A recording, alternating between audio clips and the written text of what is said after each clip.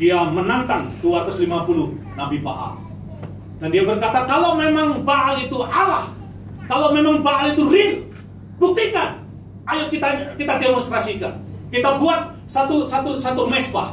Dan kemudian taruh kayu di atas mesbah itu dan taruh persembahan kamu. Dan panggil Allahmu tanpa api. Kalau memang Baal itu nyata, maka Baal itu akan menjawab dan membakar korban persembahan kamu. Kalau saya lihat dalam cerita itu 250 Nabi Baal, dia memanggil nama Baal dari pagi, siang, tidak terjadi apa-apa. Elia berkata demikian, mungkin Baal lagi tertidur. Lebih keras lagi panggil. Mereka dikatakan lebih keras lagi panggil, menoreh-noreh tubuhnya, tapi Baal tidak bereaksi. Terus kemudian saudara, apa yang dilakukan oleh Musa? Sekarang aku tunjukkan bahwa Tuhan itu real, Tuhan itu ada, Dia eksis dan Dia nyata. Akan tunjukkan kepada kamu sekarang persembahan dan kayu itu. Taruh air di sana, sesuatu yang berlawanan, sesuatu yang berlawan. Taruh air di sana dan saya akan memanggil nama Tuhan. Dan Alkitab katakan, Elia berseru kepada nama Tuhan, maka Alkitab katakan, api menyambar turun dari langit. God is exist. Sebab Tuhan itu ada. I am that I am. Aku ada, aku setia ada, dan aku akan ada. Sebab Tuhan itu ada. Sebab dalam hidup ini, kita sebagai orang percaya, hidup kita, kalau kita percaya, kita akan display mujizat dalam hidup ini. Saya sebagai seorang hamba Tuhan, saya melayani Tuhan sudah hampir 20 tahun. Saya melihat dalam hidup saya ini, hidup dari mujizat demi mujizat. Saya dari gak bisa makan, saya melihat mujizat orang bawa makanan. Saya lihat mujizat orang bawa keuangan itu saya. Hidup saya selalu mengalami mujizat demi mujizat. Mobil yang saya pakai adalah mobil mujizat. Sudah tahu saya udah mobil Pak Budi, saya beri cerita. Saya lebih lama di Singapura, tapi saya belum pernah dapat beli mobil dengan COE 2.800. Tapi saya lihat mujizat. Uangnya pas, dapat. Mobil saya mobil mujizat. Saya dapat istri juga mujizat. Saya hidup saya selalu display mujizat. Dari hal yang besar saya melihat mujizat dalam hidup saya. Kebutuhan pribadi saya, apapun yang saya inginkan, saya melihat mujizat Tuhan.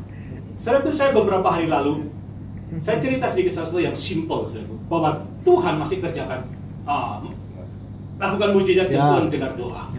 Saya waktu tanggal 9 kemarin, pas ulang tahun saya. Saya perlu kado. Saya nggak merayakan ulang tahun saya. Tapi anak-anak mereka merayakan ulang tahun. Thank you, Tuhan memberkati. Tapi saya nggak merayakan ulang tahun. Ayo mengutuki hari lahirnya. Waktu tanggal 9 kemarin, suatu pagi-pagi saya bangun. Saya di rumah saya itu ada burung. Kalau pernah ke rumah saya, kalau lihat ada burung. Saya dikasih oleh temannya istri saya. Itu burung murai, itu mahal. Di Singapura itu 1.000 lebih, saya dikasih sampai 5. Nah, waktu saya pagi-pagi, saudaraku, saya mau ganti burung ini dengan sangkar yang baru. Saya mau tangkap, kita buka agak lebar sini, tasang, terbang, saudaraku. Terbang, saudaraku. Wah, ulang tahun kehilangan burung. Hati saya sedih, saudaraku, sedih.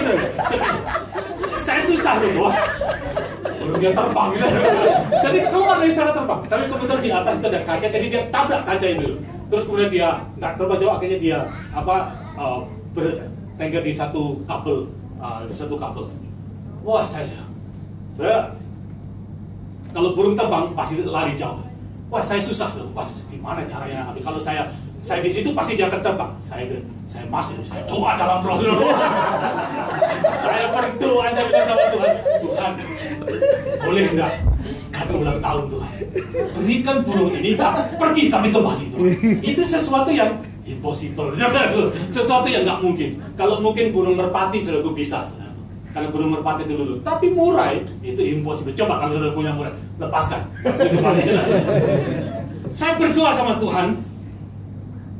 Saya ulang tahun, kok susah Tuhan.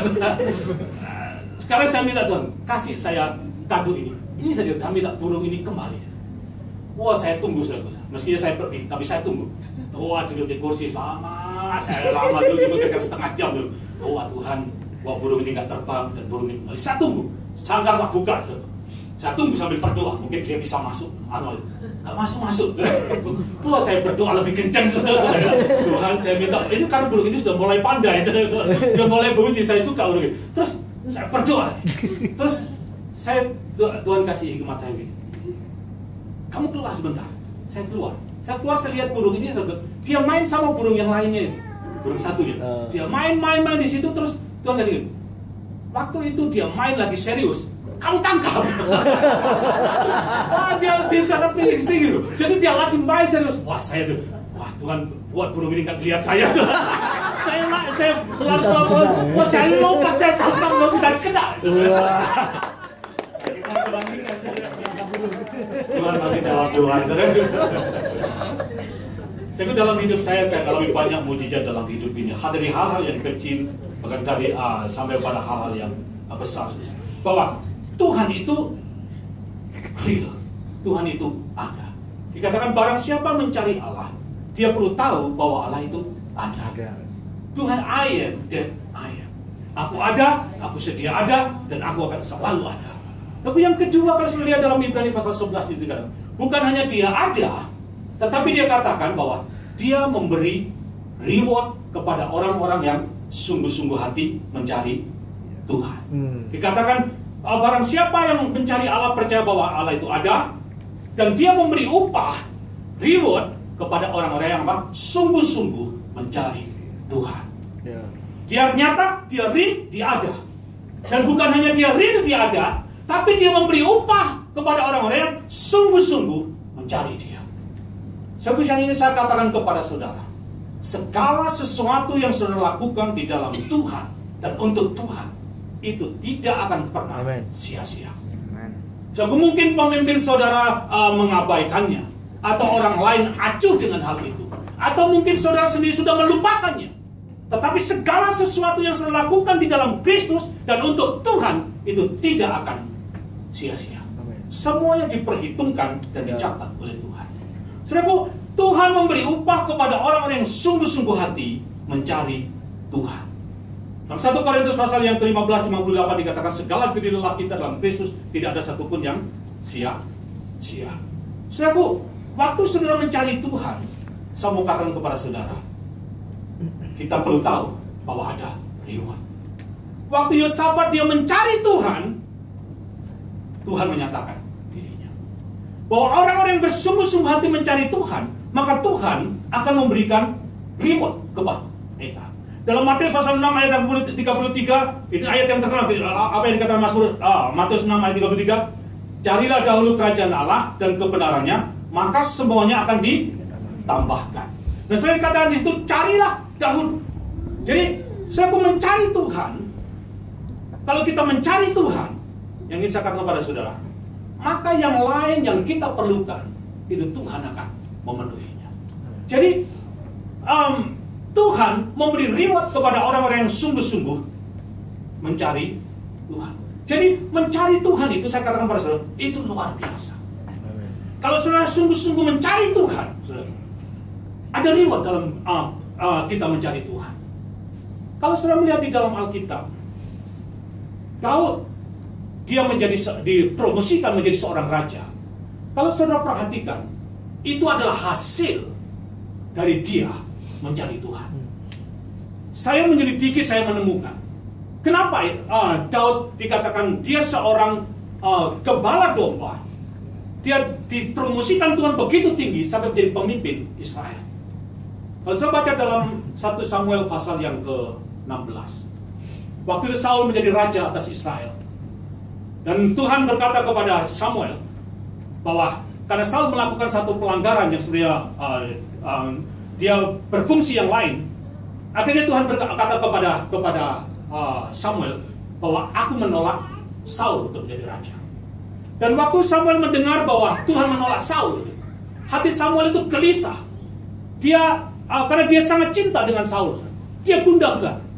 Tuhan berkata kepada Samuel begini, kenapa hatimu gelisah? Kenapa hatimu gundah gulana? Saul aku tolak, tetapi ketahui, aku sudah menemukan seseorang yang dikatakan a man look after my heart. Saudara, kalau saudara lihat di situ, dia Saul aku tolak, tetapi aku telah menemukan seorang yang dikatakan Abdul Maya. Saudara, seorang yang mencari wajah Tuhan. Saudara, Daud harus lihat kenapa dia dari seorang pembala domba dia dipromosikan, karena dia seorang yang mencari Tuhan. Bahwa Tuhan memberi reward kepada orang-orang yang sungguh-sungguh mencari Tuhan. Kalau kita mencari wajah Tuhan, saudara, promosi itu akan datang pada kita. Kita nggak perlu mencari promosi dari manusia. Kadang-kadang kita cari muka orang lain untuk kita cari promosi. Daud berkata demikian. Peninggian itu bukan datang dari timur atau datang dari barat, tapi peninggian itu datang daripada Tuhan yang menciptakan langit dan bumi. Jadi kalau kita mencari Tuhan, maka ada reward waktu kita mencari Tuhan. Nah, saudara, dalam 2 Tawarik pasal 16, coba saudara lihat di situ. 2 Tawarik pasal 16 ayat yang ke-19 dikatakan demikian. Mata Tuhan menjelajah ke seluruh bumi untuk mencari. 2 Tawarik pasal yang ke-16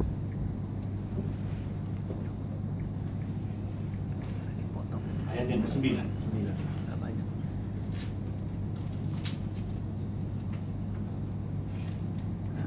Ya, kita baca bersama-sama 2, 3. Karena mata Tuhan menjelajah seluruh bumi untuk melimpahkan kekuatannya kepada mereka yang bersungguh-sungguh hati terhadap Dia. Dalam hal ini kau telah berlaku bodoh, oleh sebab itu mulai sekarang kau akan mengalami peperangan. Ini Tuhan berbicara kepada kita. Tapi saudara, guys, apa yang kedua? Yang pertama, mata Tuhan menjelajah ke seluruh bumi dan untuk melimpahkan kekuatannya kepada orang-orang yang bersungguh-sungguh hati terhadap Dia. Saudaraku, yang pertama dalam kita mencari Tuhan, kita harus fokus. Yang jadi target daripada setan, yang setan mau distract kita, itu adalah iman kita. Karena itu dalam kita mencari Tuhan, kunci yang pertama, saudara harus apa? Fokus. Percaya kepada Allah. Jangan iman saudara kepada Allah itu dibelokkan. Jangan iman kita kepada Allah itu dilemahkan. Atau iman kita kepada Allah itu digugurkan. Kita harus percaya bahwa Allah itu ada dan memberi upah kepada orang-orang yang bersungguh hati mencari Dia. Jadi yang pertama dalam kita mencari Allah, kita harus fokus. Yang kedua, untuk kita mencari Allah, kita harus agresif. Kita katakan agresif. Agresif. Ibrani pasal 11 dikatakan mereka yang bersungguh-sungguh hati, Tuhan memberi upah kepada orang yang bersungguh-sungguh hati mencari Dia. Perkataan bersungguh-sungguh hati di situ adalah diligent atau agresif. Jadi, hanya orang-orang yang agresif yang akan memperoleh apa yang mereka cari. Kalau saudara melihat di dunia ini, kalau kita tidak agresif, kalau kita tidak sungguh-sungguh, kita tidak mendapatkan. Nah, itu hanya orang-orang yang agresif, orang yang bersungguh-sungguh hati, yang mau bayar harga, mereka yang mendapatkan apa yang mereka cari. Jadi kalau kita tidak agresif, yang menjadi pertanyaan begini, kenapa seseorang itu menjadi tidak agresif dengan sesuatu? So, biasanya kalau orang itu nggak agresif, itu karena menganggap bahwa sesuatu itu tidak penting. So, lihat kalau kita itu merasa penting, pasti kita apa? Kejar. Kenapa seseorang itu tidak agresif? Karena menganggap sesuatu itu tidak penting. So, kalau saudara dalam Ibrani dikatakan Tuhan memberi upah kepada orang-orang yang agresif dalam mencari Tuhan. Saudara, kalau kita menganggap sesuatu tidak penting, maka kita nggak agresif. Tetapi sebaliknya, kita akan agresif kalau kita menganggap bahwa apa yang kita cari itu penting atau menjadi top priority kita. Karena itu saya ingin katakan kepada saudara, Tuhan itu harus jadi top priority saudara. Kalau Tuhan bukan menjadi sesuatu yang penting, saudara nggak akan agresif jadi Tuhan. Saudara akan salah-salah. Orang Jawa bilang lenggang-lenggang kangkung. Yang penting ketemu.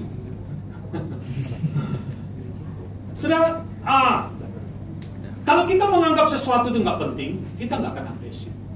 Kalau saudara menganggap bahwa Tuhan itu bukan yang terpenting dalam hidup saudara, bukan menjadi top priority kita, maka kita nggak akan agresif dalam mencari Tuhan. Jadi, saudara, kalau kita mau agresif dalam mencari Tuhan, saudara harus menjadikan Tuhan sebagai top priority kita. Saudara, dalam Matius pasal yang ke-6 33 dikatakan, carilah dahulu kerajaan Allah dan kebenaran. Perkataan di situ dikatakan apa? Carilah dahulu. Perkataan dahulu atau first. Saudaraku, kalau kita bicara first itu artinya first. First itu artinya nomor satu.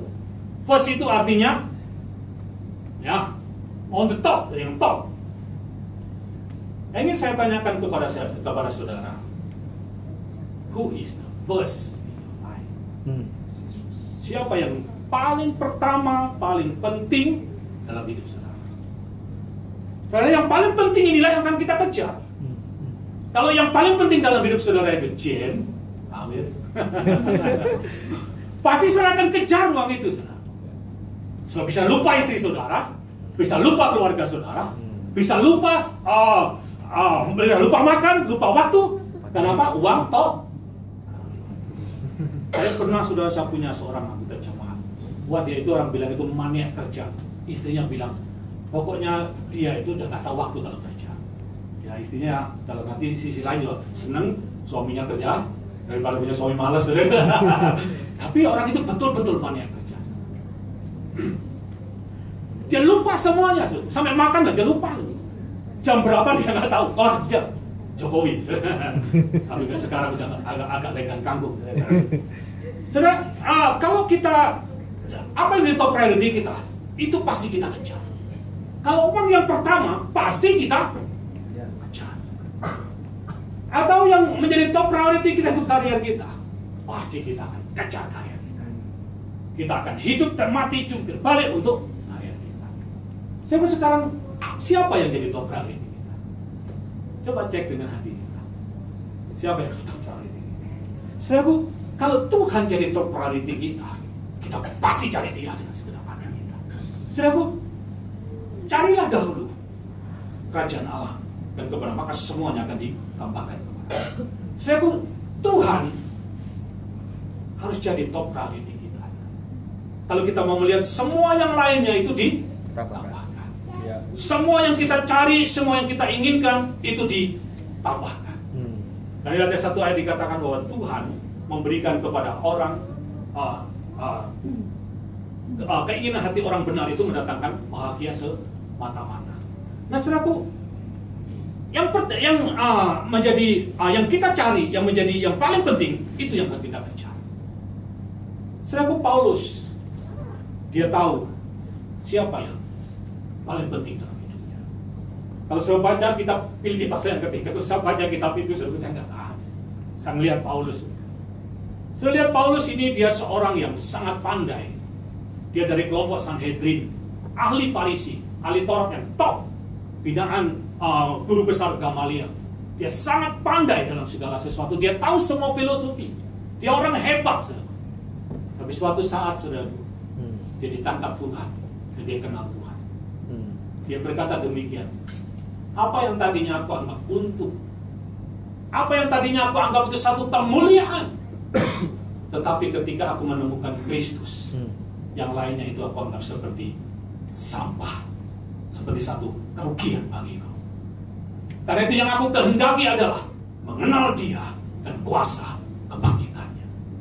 Sebab Paulus tahu siapa yang terpenting. Sebab saya tahu kita perlu uang, kita perlu rumah untuk kita tinggal, kita perlu mobil, kita perlu makan, kita perlu pakaian yang layak, kita perlu semuanya itu, saudara. Tapi siapa yang menjadi top priority kita? Saya perlu uang, saudara. Kalau saya nggak ada uang, saudara, saya nggak bisa datang ke sini. Saya perlu kendaraan untuk bawa saya ke sini. Saya perlu uang. Saya nggak munafik, saudara. Saya perlu uang. Saya perlu, saudara. Saya perlu semuanya. Tapi siapa yang menjadi top priority? Paulus berkata di dalam aku yang pun dapat mengenal Dia dan kuasa kebangkitannya. Dan dikatakan dia ayat selanjutnya dikatakan, saudara-saudaraku, aku mengatakan itu bukan karena aku sudah mendapatkannya, Bukan aku sudah memperolehnya, tetapi ini yang aku lakukan. Aku dengan melupakan semua yang di belakangku, dan aku mengarahkan ke apa yang di depanku, dan aku berlari sedemikian rupa, aku berusaha untuk menangkapnya. Maka aku mau, aku bisa menangkap dia seperti aku yang telah ditangkap oleh dia. Siapa yang dikasihi Tuhan? Siapa top priority kita? Siapa mencari Tuhan yang pertama, fokus. Dan mencari Tuhan yang kedua, itu harus apa? Agresif. So kalau kita mencari Tuhan, kita tidak agresif, kita akan sulit untuk menemukan dan mengalami Tuhan. Saudara harus agresif. Saudara nggak bisa saudara cari Tuhan sambil tidur-tiduran. Berapa? Terus tidur. Karena kan doa dalam roh itu menghentikan akal. Saudara kalau kita nggak sedih itu kalau akal pikiran kita aktif. Saudara doa dalam roh, pikiran saudara tidak digunakan, kan tenang, cepat tidur. Saudara, kita harus agresif dalam mencari Tuhan. Kadang-kadang saudara kita mencari Tuhan, ya bukan jadi top priority. Ya kalau ada waktu. Ya kalau ada waktu saya berdoa, ada waktu saya baca Alkitab, kalau ada waktu saya pergi ke gereja. Kalau ada waktu. Atau kalau enggak, ya kalau saya terbangun, saya ke gereja. Kalau enggak terbangun ya enggak ke gereja. Orang-orang teknologi buat waker, semua handphone ada alarm, baik enggak dipakai. Saya enggak sindir tapi saya bicara. Saudara, kadang-kadang saudara kita mencari Tuhan kita nggak terlalu agresif. Kadang kita menganggap Tuhan itu bukan yang terpenting. Kita santai, atau orang bilang apa? Mengalir. Ya, ngalir saja, ngalir.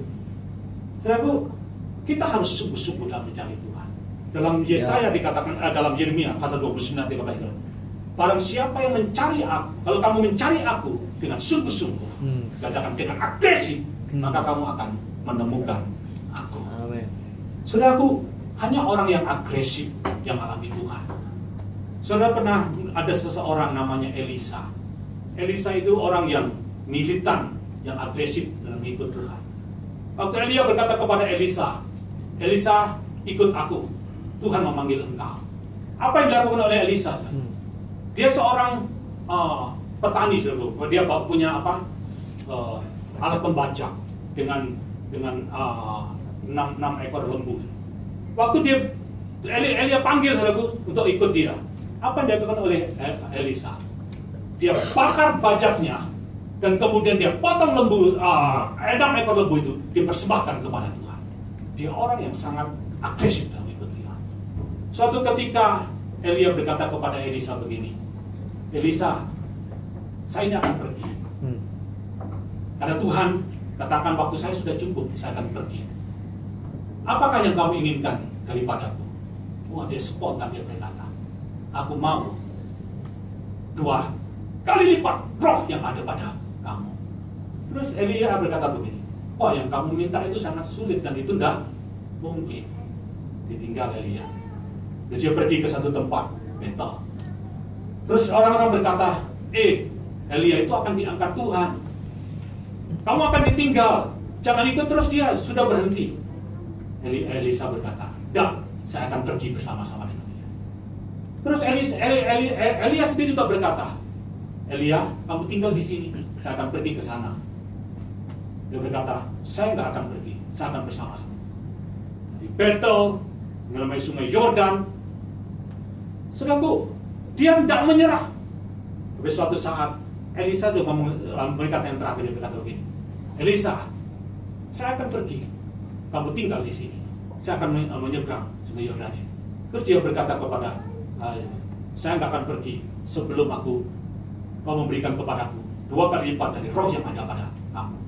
Terus Elia berkata begini, "Permintaanmu itu sulit, tapi kalau kamu bisa melihat waktu aku terangkat, maka hal itu terjadi pada kamu." Saudaraku, selalu lihat di sini, Elisa orang yang agresif. Dia bukan orang yang kalau dikasih ya oke, nggak dikasih ya udah. So kita mencari Tuhan, kalau kita mengalami Tuhan, kita harus agresif. Kita harus jadikan Tuhan adalah yang paling penting, Tuhan yang kita kejar. Kalau saudara baca kitab Hitungan pasal 2, pasal 3 tentang hubungan saudara, dikatakan aku mencari engkau. Aku mencari engkau di pinggir jalan, di rumah-rumah, aku nggak menemukan engkau. Aku cari engkau di tempat tidurku, aku nggak melihat engkau. Dia cari semua tempat. Saudara, kita ngaku itu sebenarnya bicara antara hubungan manusia dengan Tuhan. Jadi bagaimana dia mencari Tuhan? Dalam mencari Tuhan, kita harus agresif. Yang pertama fokus, yang kedua agresif, yang ketiga yang terakhir. Ada waktu 5 menit.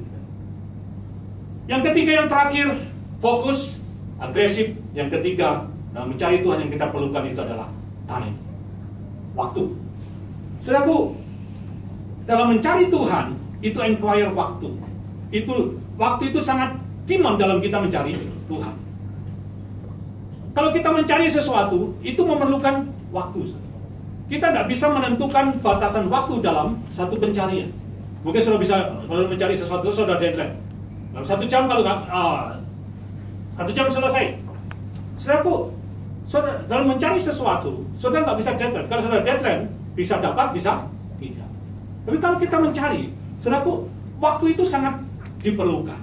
Jadi dalam pencarian, itu sangat diperlukan waktu. Karena itu kesabaran itu sangat diperlukan. Kalau kita terburu-buru, kita akan miss dan kita mencari.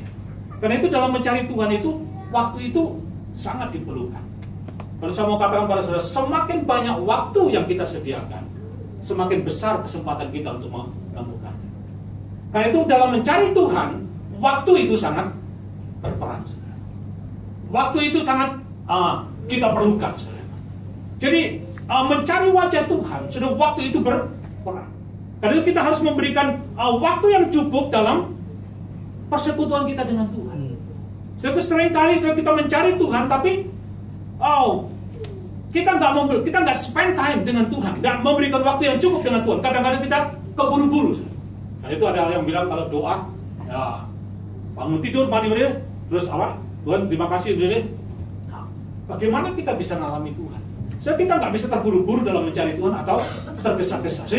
Kita harus memberikan waktu, kita harus spend time dengan Tuhan. Karena itu perkataan mencari Tuhan dalam Yesaya pasal yang ke-40 ayat 31 dikatakan, itu memakai kata waiting upon the Lord, menanti-nantikan Tuhan. Bahasa aslinya kata khafa, artinya to bind together by trees. Jadi antara kita dengan Tuhan itu bersekutu, menjadi terikat menjadi satu persekutuan. Itu perkataan menantikan Tuhan. Itu apa? Waiting upon the Lord. Kalau kita berbicara tentang waiting, itu perlu apa?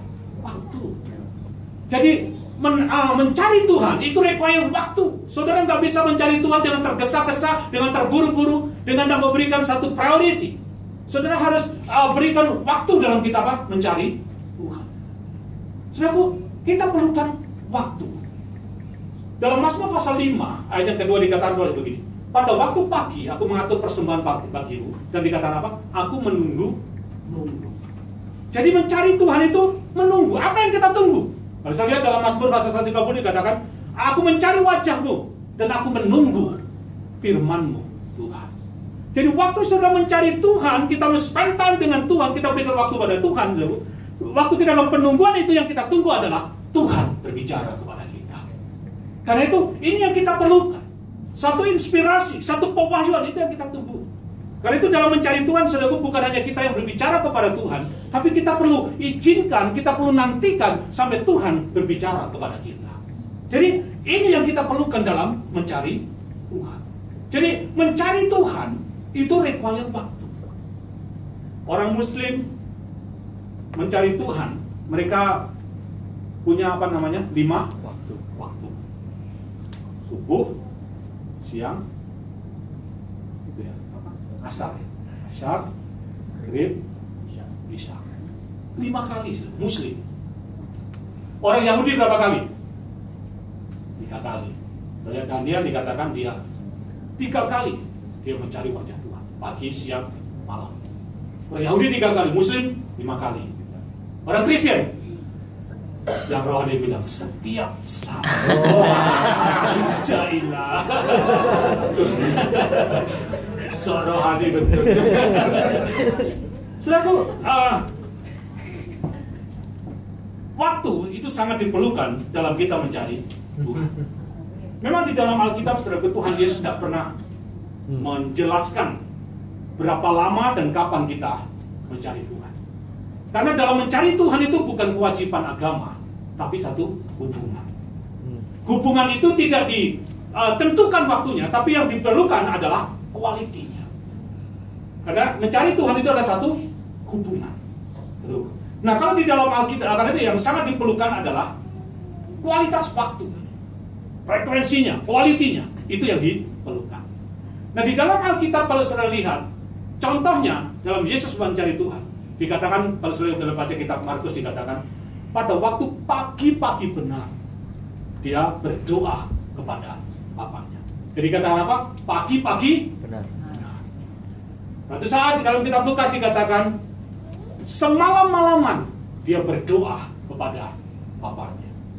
Jadi ada pagi-pagi benar, ada semalam-malaman. Jadi yang diperlukan adalah quality time-nya. Waktu khusus ini, priority ini yang diperlukan. Dan kemudian dalam kitab Markus dikatakan demikian. Dia berkata kepada murid-muridnya, tidak sanggupkah kamu berjaga-jaga dengan aku selama 1 jam? So, memang Alkitab tidak menulis kapan, berapa lama. Tetapi yang dipentingkan adalah quality time. Karena itu prioritas kita, itu yang kita perlukan. Kalau saudara pagi-pagi benar nggak bisa, yuk cari waktu yang bisa. Dan kadang-kadang nggak ada waktu. Ya karena bukan top priority. Jadi saudara harus cari waktu yang khusus, yang bisa, yang nggak terganggu, yang nggak di mana mobil, bukan mobil, handphone nggak bunyi, nggak terima SMS atau apa, WhatsApp macam-macam. Cari waktu yang. Jadi yang diperlukan dalam mencari Tuhan itu adalah waktu. Waktu itu sangat required. Karena itu quality time ini diperlukan dalam mencari Tuhan. Jadi saya mencari Tuhan, yang pertama kita harus fokus, yang kedua agresif, yang ketiga waktu. Yosafat dia mencari Tuhan dan kemudian dikatakan Tuhan menyatakan dirinya.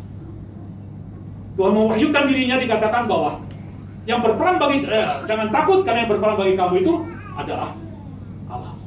Saudara, kalau saya lihat sebenarnya orang Israel itu udah tahu kalau orang Israel itu di pihak Tuhan dan Tuhan pasti bela Israel. Tetapi saudara, ini memang sebenarnya. Tetapi waktu mereka mencari Tuhan, baru itu menjadi satu pewahyuan. Kan saya mau katakan kepada kalian, menurut Alkitab berkata bahwa oleh bilur Yesus kita sudah dimasukkan. Menurut Alkitab bahwa kita percaya Tuhan segala sesuatu kita dipenuhi. Menurut firman bahwa kita akan naik, kita akan menjadi kepala dan bukan menjadi ekor.